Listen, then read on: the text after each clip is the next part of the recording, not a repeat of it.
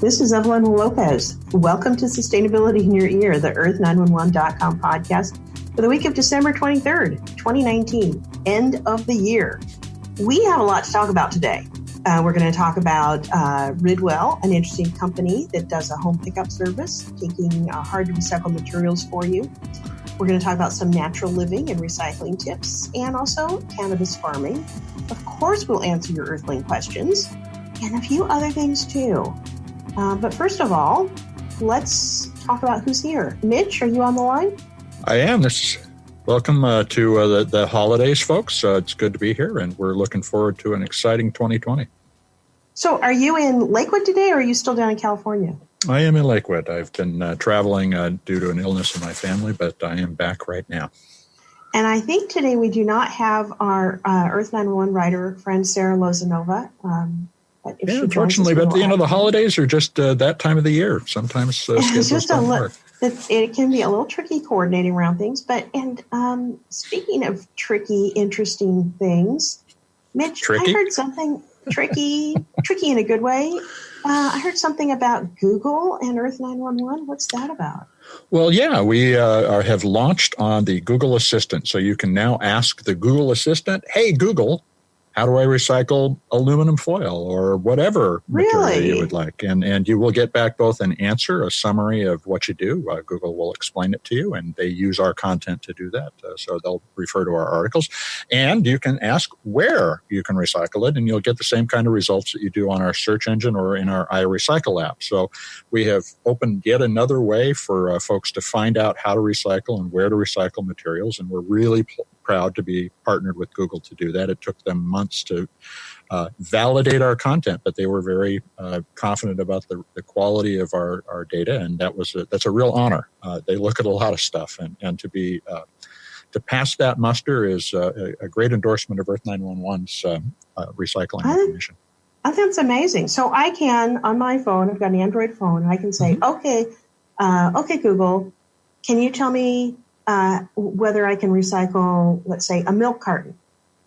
And they'll provide information. How do the two basic commands are? Yeah, what's the language? How do I recycle X, and where do I recycle X? Now, obviously Google's Assistant is cued to understand other variations on that, but those are the two main things.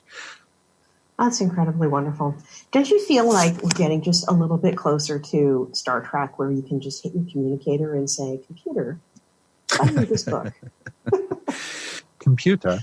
Well, yeah, I do. And one of the problems that we have as a society is that progress has produced both great opportunity and a lot of waste. And where we really are is trying to take the waste back out of the system that we have created. So if we can think about how to reduce what we throw away and make sure that it gets recycled rather than just sent to a landfill, that can make a big difference. It's also, important that we make changes in how we purchase, how we drive, how we work, all sorts of things. But that has been the human experience from the very beginning. And hopefully now we are in a place where the convenience and ease of access to information about recycling will start to cross over with the infrastructure's availability, and we'll be really ramping up our recycling capabilities, as well as just making the economy a lot more efficient.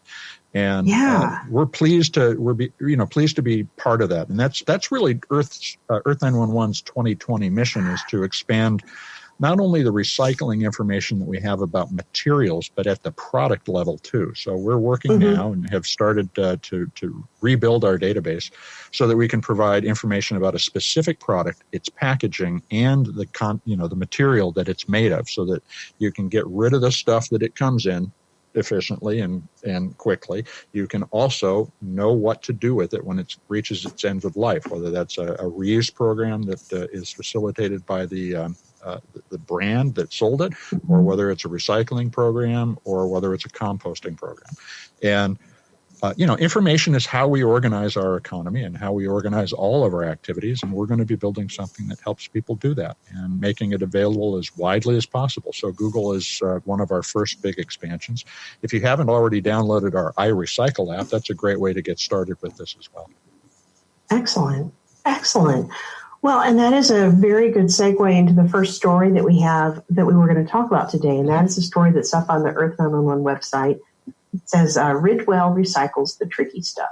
It's by Gemma Alexander, came out at the end of November. And it's a very good story about what I hope we'll see in a lot of places, kind of a concierge recycling service where the business will come to you and help get rid of things that are a little bit more challenging to recycle. Yeah, this is a company, Ridwell. It's based in Seattle, and it was founded by Ryan Metzger, who essentially was a dad whose kids had realized that their dead batteries couldn't be sent through the recycling system, and instead of having to schedule a pickup, and which involves paying a fee to the city to come and get the materials, or to drive to the household waste facility, he decided to start a service that drops by and picks up recyclables once a week. And so the Ridwell program, you subscribe, you pay between $10 and $14 a month based on how much material or how long the agreement is. And they'll pick up 4 different kinds of materials. So you get 4 different bags, one for plastic film, one for batteries, one for light bulbs, and one for textiles, so old clothing. And they go in a box that looks a lot like an old-fashioned milk box with a Ridwell logo. Yeah, it does. You drop that in, and so each week they'll come and get one of these materials. They pick up a 5th material during the pickup on a rotating basis. So there may be other things like cookware that is also going to be donated to a nearby charity, or eyeglasses, or pet supplies, or things like Halloween candy. So it's a really interesting way of thinking about recapturing certain materials which have a high value. Batteries are infinitely or very eminently recyclable, not infinitely so. Plastic film, which is hard to get rid of in most contexts, is a valuable material as well. But it shows how when we start to think about specific parts of the waste stream rather than the whole waste stream all at once, you can pick apart opportunities to be more efficient. And, this is interesting to me, too, because we've done Earth911 has done a trial in Issaquah, Washington, near Seattle, where we're picking up, we provide 5 bins, 4 bins for the traditional materials and a 5th that we call the wish bin, where you put what you think should be recyclable into the bin, and we communicate back to the brand that made it that people would like to recycle it, and we also make sure it gets to a responsible recycler. So what happens to all this material is we pick it up, we weigh it, we provide feedback to the recycler about what they can do to make it more recyclable. And this eliminates a lot of the contamination that has plagued American recycling so that the material can actually be successfully turned into something new. So we're playing with the same kinds of challenges. Ridwell has about 1,000 customers in the Seattle area after only 2 or 3 months of actual pickups. They have done very little marketing, and they're looking at how to expand. So we're intrigued and inspired by what they're doing, and hope to be able to augment the single stream waste system that we have today with services like Ridwell has done. But we want to do the entire spectrum of materials. So both Ridwell and Earth911 are experimenting about this in the Seattle area, and I think that's a great opportunity for change. I think it really is, especially since curbside recycling is becoming a little bit more restrictive. In our Tacoma curbside recycling, you used to be able to put in plastic bags if they were bagged in one bag. And recently that's changed. So I'm still bagging them all in one bag just so that they don't get loose when they get into the trash pickup. But that's a real lost opportunity. Yeah, well, the interesting thing about bags of bags is that anything in a bag is considered contamination by the traditional single waste stream, so it gets pulled right out. We went through the same thing in Lakewood just recently, outside of Tacoma, where they stopped taking glass, and this is the way that we learned about it. The waste hauler scrawled on the top of our recycling bin, "No glass," with a Sharpie. Okay. And, that just doesn't feel like a well-organized system to me somehow. No, that's not the best communication plan. And we need to rethink all this. We need to think about our responsibility. If you're going to pack it in, you should pack it out. If you're going to create something and sell it, you need to figure out how to get it back and reuse it rather than just have it go into the landfill. And those are changes that a lot of companies are already well through the process of working out. But the infrastructure and the collaborative platform through which people will be able to organize and use all these different material flows is still taking shape. Yeah, absolutely.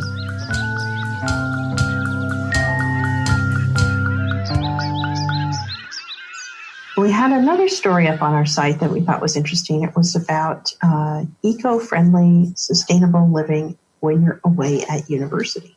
Yep. It has a nice 5 ways to be eco-friendly and sustainable at university. And I would say this would be true for any place where you're sort of living away for an extended period of time. So even for those of us who are well past our university days, but if you're on an extended travel trip or you're staying at a hotel for a couple of weeks, these are some things that you can think about too. Yeah, that's a great point. A lot of people learn how to be adults at university. And and if your university is really organized to be efficient and to facilitate recycling, that's a great experience. It's something that you'll take away with you and start to spread into the communities that you move to after you get an education.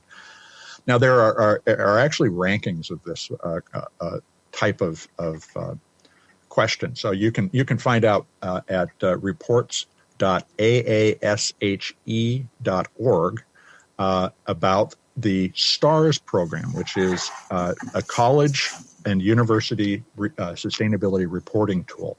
And there's 664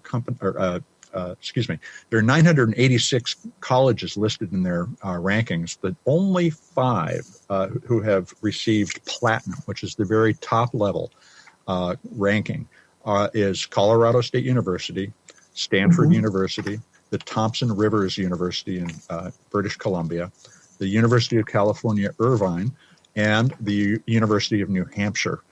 There are a number, hundreds of gold-ranked universities. But if you want to find a place to live and be sustainable, those top 5 colleges are excellent examples. So, for instance, Colorado State University recaptures 93% of the materials that are generated on campus, and that's an astonishing thing. You can learn that in school and take it back to a community, and then start to put it to work. That's a way you can have a huge impact as a young person today. Yeah. I actually went to UC Irvine, got my bachelor's degree there, and my dad was a professor at that school, and one of my brothers got a PhD there too. So I don't think they were as sustainable in the mid-'80s as they are now, but that has always been a school that has prided itself on looking forward and trying to find solutions to problems.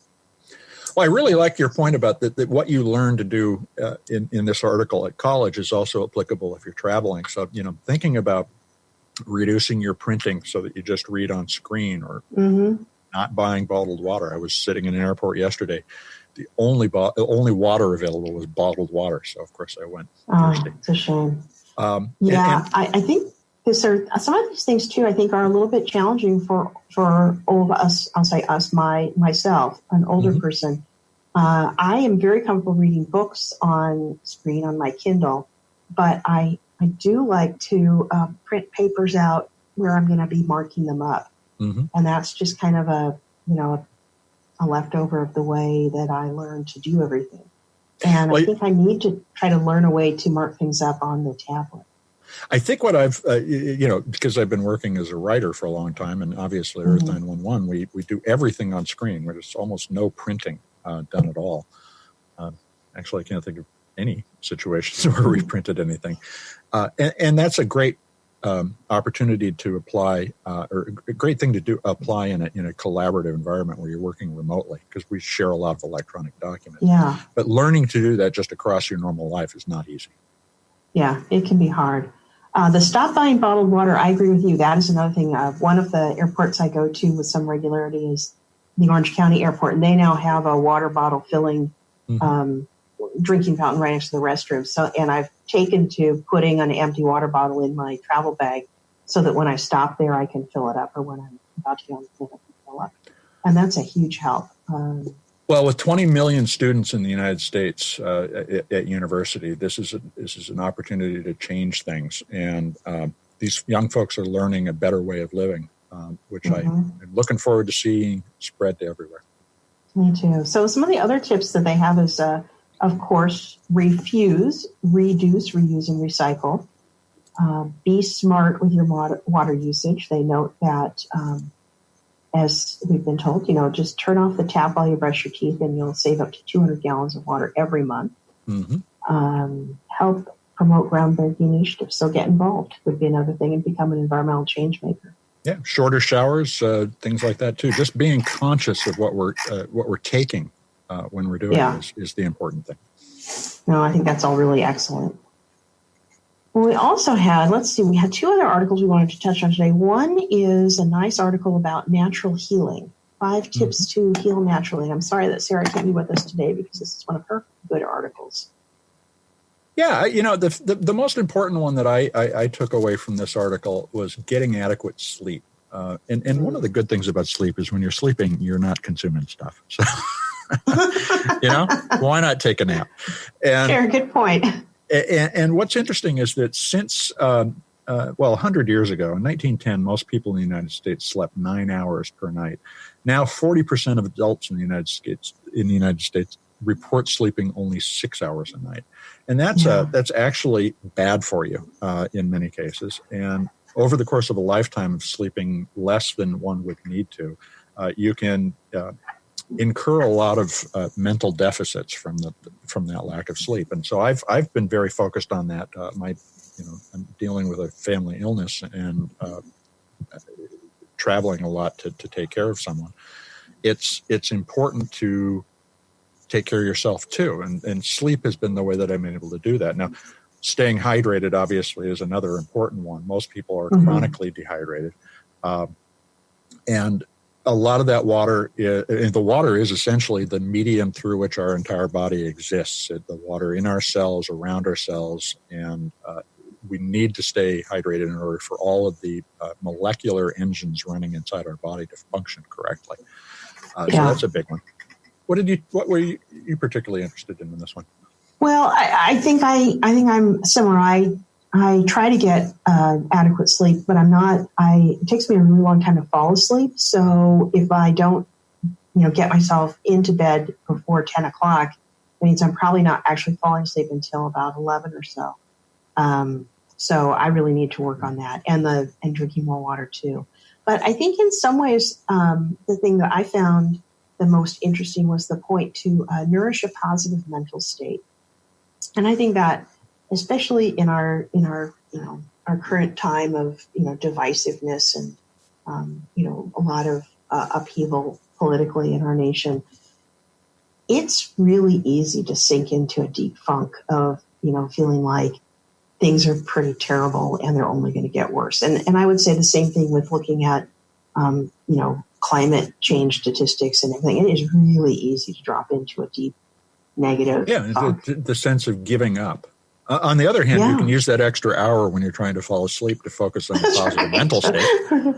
Well, I do think, one of the things that has always really helped me, I think I tend to have a fairly optimistic point of view, but one of the things that has always helped me is, the little phrase that, you can't control a lot of things that happen. You can really control very few things that happen to you, but you can always control how you react to them. Mm-hmm. And I think that, not feeling like you're the victim of everything, but sort of seeing things as, okay, this is a bad thing, but here's what I can do about it, really helps to kind of keep you on the even keel. I think the other thing that you mentioned, the social interaction is critically important.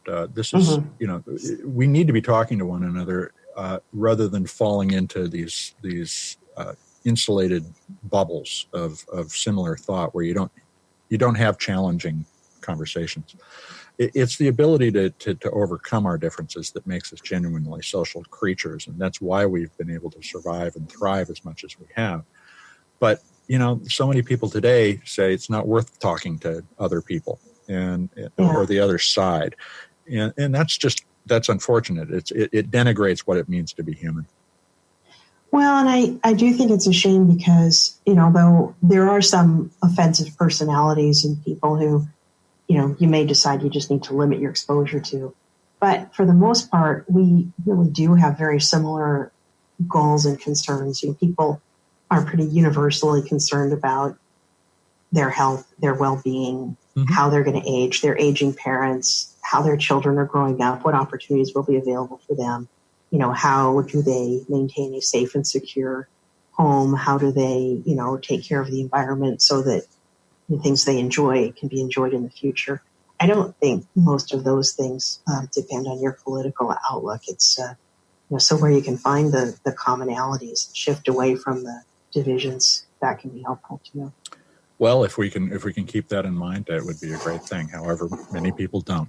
I was going to say, well, and if we can't, our next article is about cannabis farming. Well, there you go. And then, by the way, Sarah also covered acupuncture, Ayurvedic medicine, and other things that you can do to just manage your health on a regular basis. And human touch, just massage, is one of the best ways I've found over the course of the years to relieve the stress and also reconnect to people so that I can have a conversation and just feel good and relaxed. So there's a lot you can do to take care of yourself. But if you can't take care of yourself, then a lot of people turn to pot. That's right. That's right. Get a little assistance from cannabis.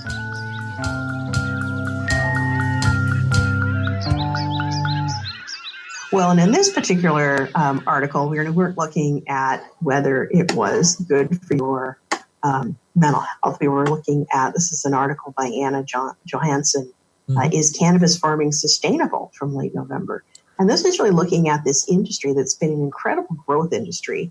And I know in Washington State, it's been a very big industry. And even in Tacoma, we have a lot of grow going on in what used to be a food production part of town. The Nally Valley had a lot of pickling plants, and they, making canned foods, and a lot of that's all gone.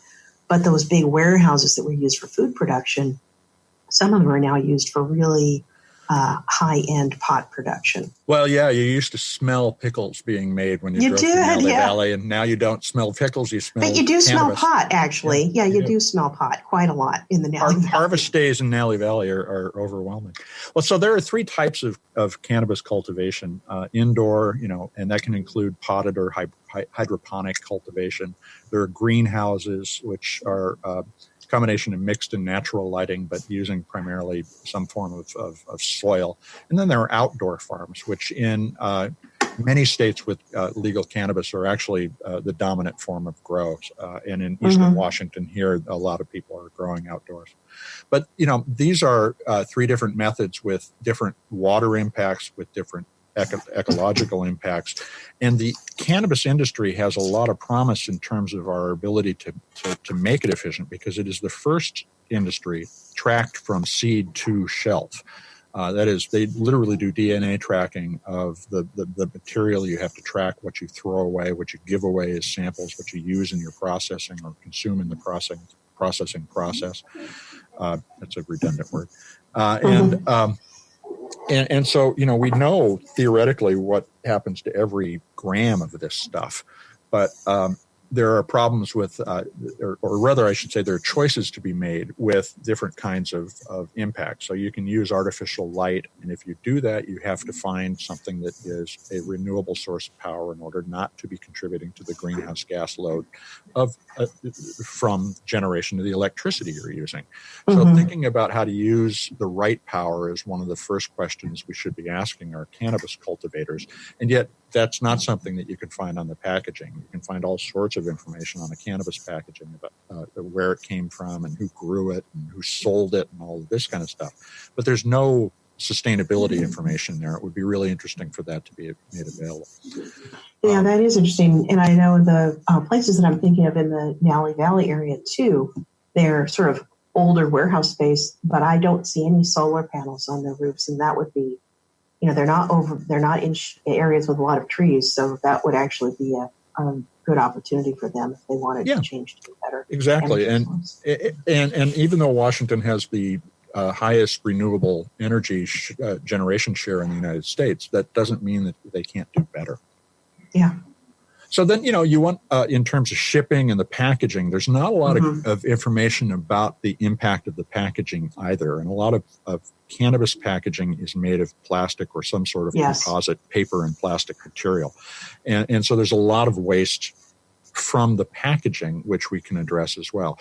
On the other hand, there are many grows and brands that sell things in glass, but there's no program for getting the glass back and reusing it. So we have to think about how we can augment the current system to maybe you bring, just like a bottle deposit, you bring back your glass jars so that they can be reused would be a way to solve that. Yeah, that's a good idea. Also we have to think about pesticides and chemicals. A lot of farms attempt to be organic, and because 82% of farms are family-owned, it's a lot more reasonable to take an organic approach than in a corporate grow kind of environment. But the efficiency of a family farm is also a challenge. It's not necessarily high tech, and bringing more technology to these small farms, just as in our food supply system, we could better plan what we need and then say, we're going to need this many pounds of potatoes on this day. If we could do the same with cannabis on a regional basis, you could do a lot to reduce the waste and the overhead, environmental and financial, of storing things and then moving them around to try to get them to where they're wanted rather than where you think they can sell and just sit on the shelf. Not that I've seen a lot of stuff sit on a shelf in a cannabis dispensary, but it's, there are a lot of changes that could be put in place. And right now the industry is designed for a lot of transparency, but transparency about the provenance of the material rather than the sustainability of the material. Yeah. It would be nice too, I'm thinking, to see a little bit more sort of commitment to some other types of emerging industries. So for example, it would be really nice to see the Washington Cannabis Packaging make a commitment to using like Washington hemp for its packaging or something like that. I mean, I just think they're in a unique position where they've got a product that has been very successful. And I think they can use that now they could leverage it into, helping other products that are environmentally friendly. Yeah, that's a good point, because when you get done processing the stem and other parts of the plant, you've got plant fiber that can be turned into packaging. And there are, that's an interesting way of thinking about it. So what else could you do with the plant to package the material that the plant delivers? And that's a great question, Evelyn. I mean, I think it would be phenomenally interesting to see a package made of hemp full of cannabis. Yeah, it would be kind of fun, wouldn't it? Yeah. Oh, some good ideas. We'll see. I don't know anyone in that industry. We'll have to find some point of contact. Oh, well, good. And one of the companies that I've been involved with, Headset, actually tracks the entire industry from grow to shelf in the sales and so forth. But that's a place where that database could be augmented with sustainability information about the packaging quite easily. Obviously, it takes a little investment, but once you have that information, people can make a lot more informed decisions. And that's really what this article is about, is understanding the environmental consequences of this new product on the market, which of course is selling billions of dollars worth of revenue every year. And it's such an opportunity. When was the last time we had a new industry? I mean, it's not that growing pot is new, but growing it in recognized commercial facilities and regulating it and tracking it so carefully, that's new. So there's a lot to be learned from this. Absolutely. And again, human progress is about increasing efficiency. And, we've had a breakthrough. Now you can buy this stuff in the United States. You can buy this stuff in Canada. It's something that we can redesign to be an environmentally sustainable product at every step in the process, rather than just the fact that it's a plant. And everybody says, oh, it's a plant, it's sustainable. Well, it's not entirely so, but it could be. Right. Very interesting. So before we move on to Earthling questions, do you want to tell me about some of the interviews you've been doing while we've been sort of we've got some great interviews. One that's coming out next week is with Steve Nygren, who's a restaurateur. He had 68 restaurants around the United States.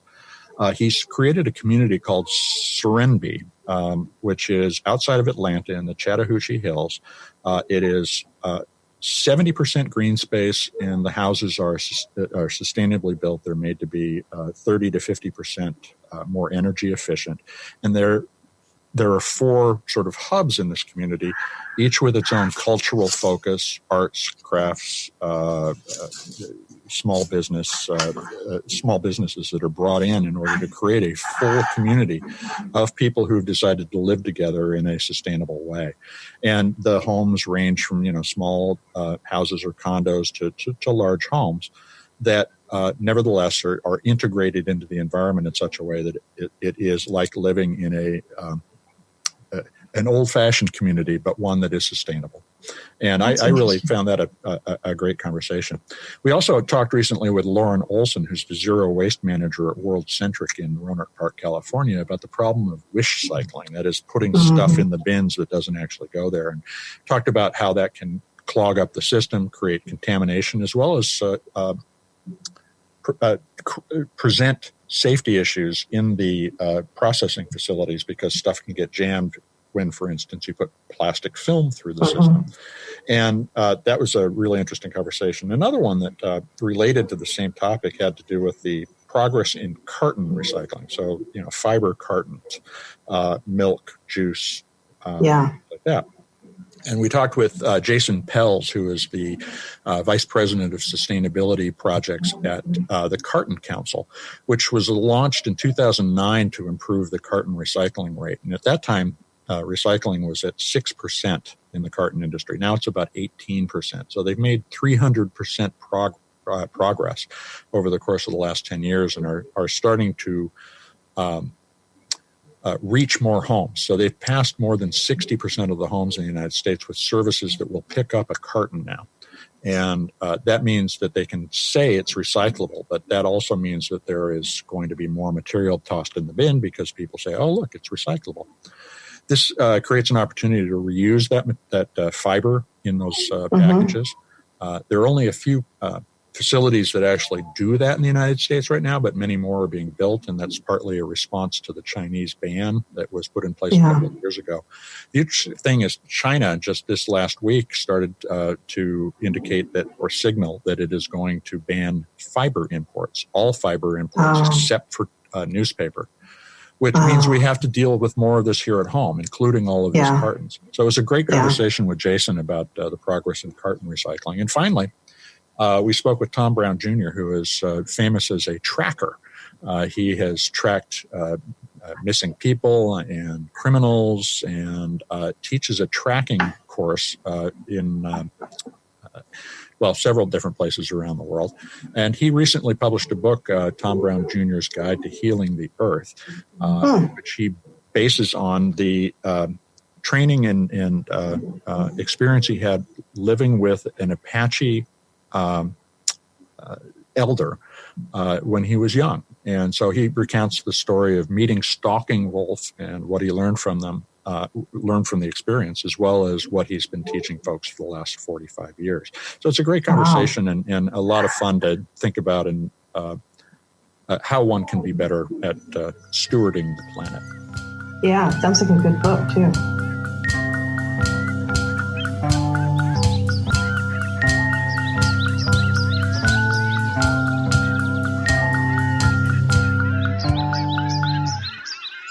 Well, okay, so that's a lot of good listening available. Now let's talk about Earthling questions. Okay, let's do it.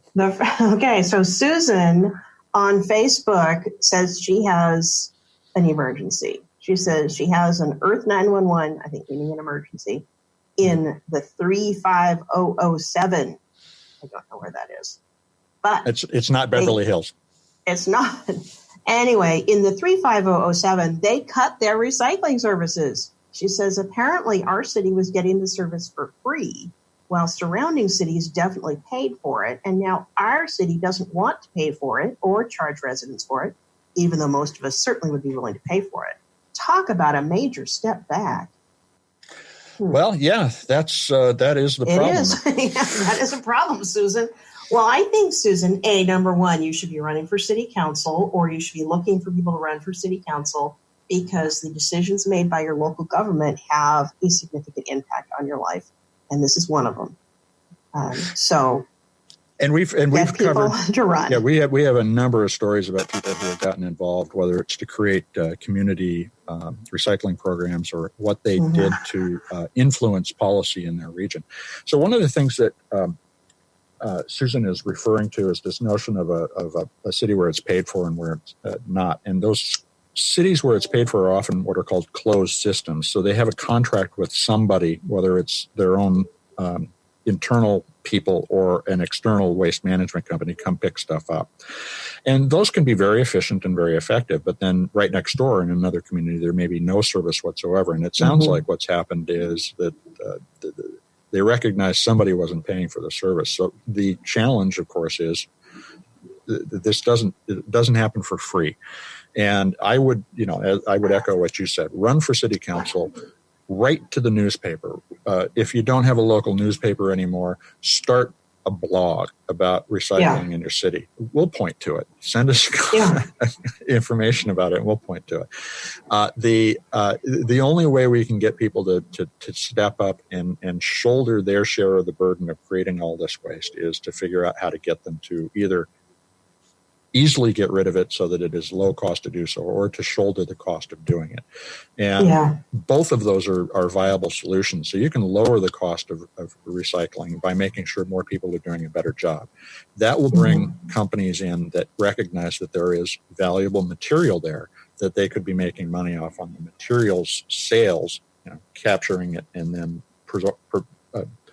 providing it to somebody who would then take it and reuse it to make a new product. So there's a lot of variables, but the real challenge is getting people to talk about what they feel their responsibility is and what they're going to be willing to spend to solve the problem that they've recognized. So it is an emergency, Susan. Let's fix it. It is. And I would say probably what we're talking about is the curbside recycling. Probably there still is a recycling center or station where you could take things to. So another option in the meantime, while you're working on your political and activism, you could, I'm thinking of the story on Ridwell, you could contact people on social media, either the Nextdoor app or the Buy Nothing or something like that, or on Facebook and say, does anyone want to form up a group to take turns taking all of our glass to the recycling center?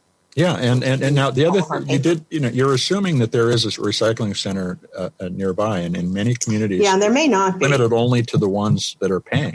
So if you're in City A and City B doesn't have that program, City A has a drop location that is only available for City A residents. So then you could go into City A as City B and say, can we share? But there again, you come back to who's going to pay for it. That's true. So, and Ridwell did start in a Buy Nothing group. Yeah. So, but I guess it's one of those things too, where if this is something you care about, you need to be an activist. It's not going to necessarily happen if someone doesn't make it happen. Well, that's the difference between waiting for things to happen and making them happen. Yeah.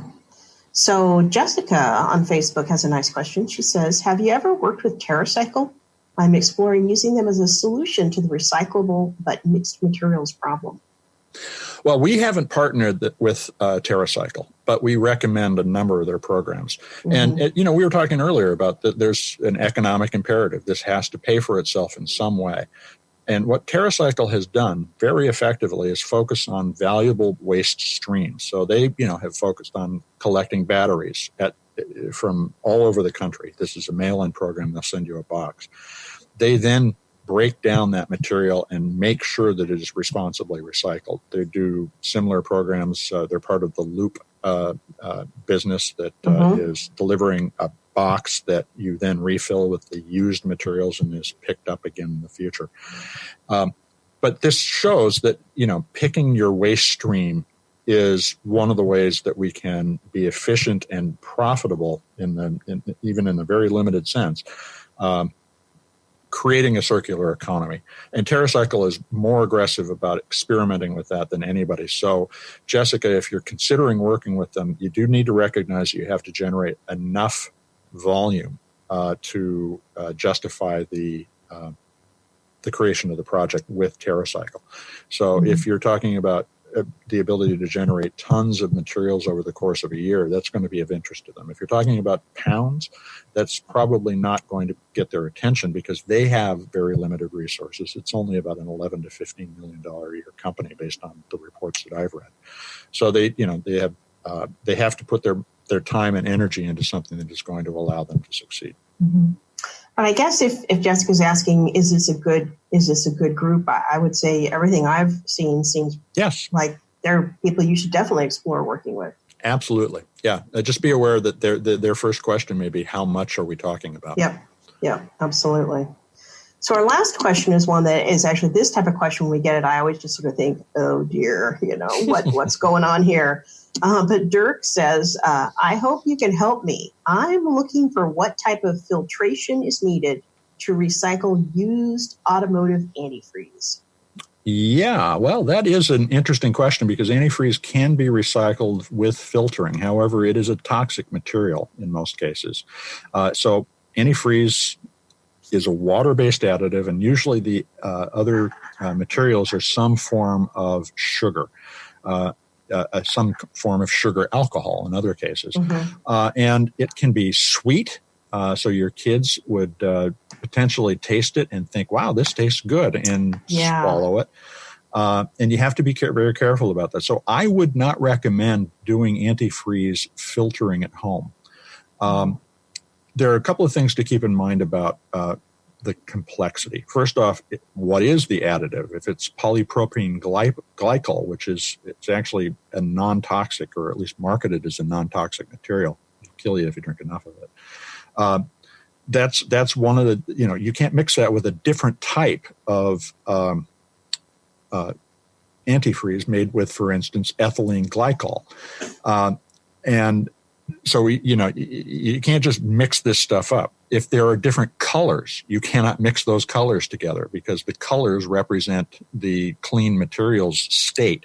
And if you do so, you're actually not able to say this is good material anymore. You just have ruined the whole batch by mixing them together. So you have to keep them separate. You have to make sure that they are safely stored when they are not being used. Now, you can, once you filter it, or if you have an old bottle of antifreeze sitting on a shelf, keep it forever. Not something that wears out. You can continue to use that stuff if you have bottles that you bought 10 years ago. It will still work just fine. It's just you can't mix it together with other kinds, even in your own car. And a lot of people make this mistake anyway. So you're probably not going to get good, clean antifreeze in most cases, unless it's your own car and you want to recycle it and use it yourself. If you're going to do that, that's going to require an industrial quality filter.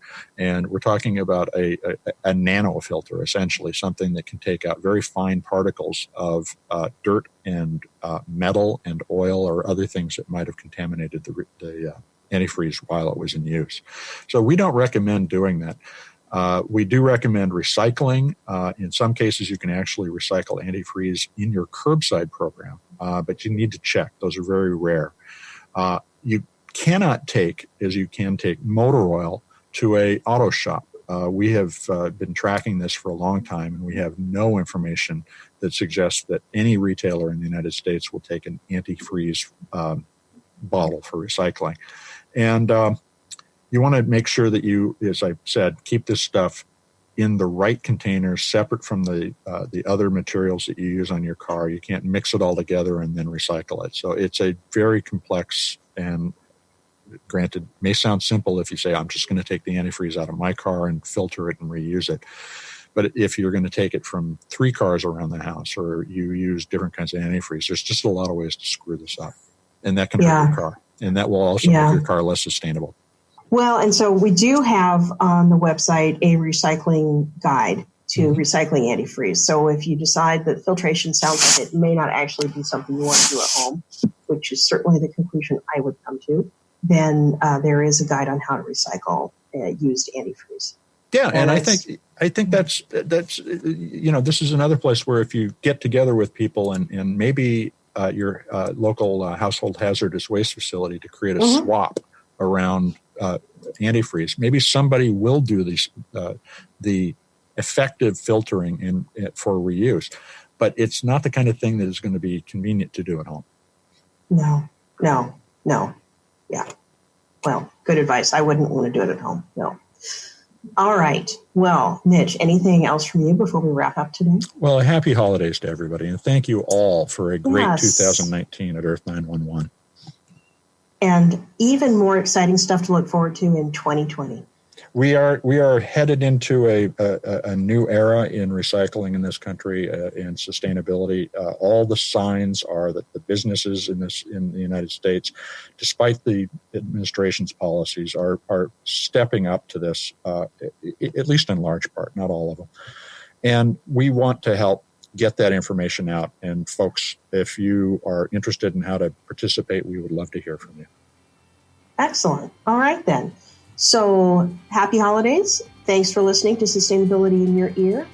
We hope you tune in for all of our conversations and let your friends know about it too. We appreciate it. If you have thoughts you'd like to share by email, you can email us at feedback@earth911.com.